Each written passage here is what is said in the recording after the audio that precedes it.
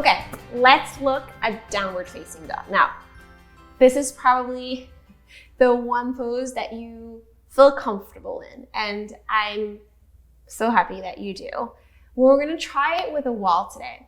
In fact, famously, BKS Iyengar said that he always had two teachers, Krishnamacharya and the wall. We're gonna use the wall in two ways today.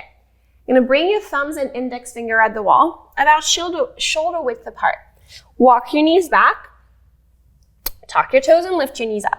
Now, move your hips up and back. Push the wall away. The wall is giving you feedback so that you don't have to be right here, right? With the weight all on my hands. I'm gonna push away so that I can lift up and away. And then move my thighs back and lift my hips up and relax my head.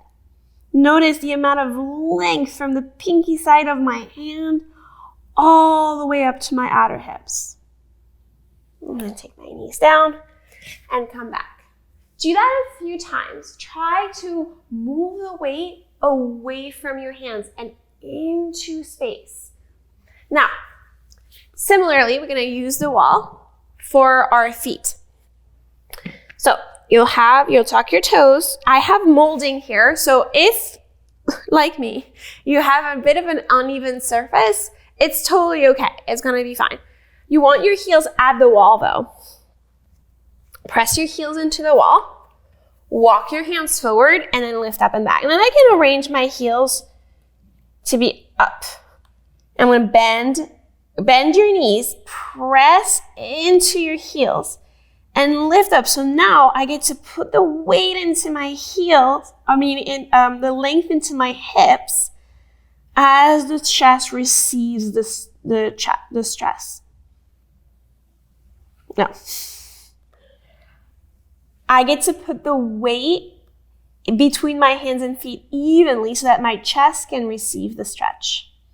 From my outer hips all the way to my pinky fingers, all the way to my outer hips. Relax your head, move your thighs back,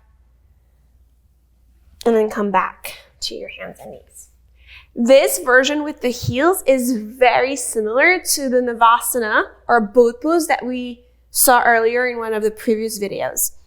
There's this idea that as your feet press against something, your legs get integrated into your trunk, which is essential for arm balancing.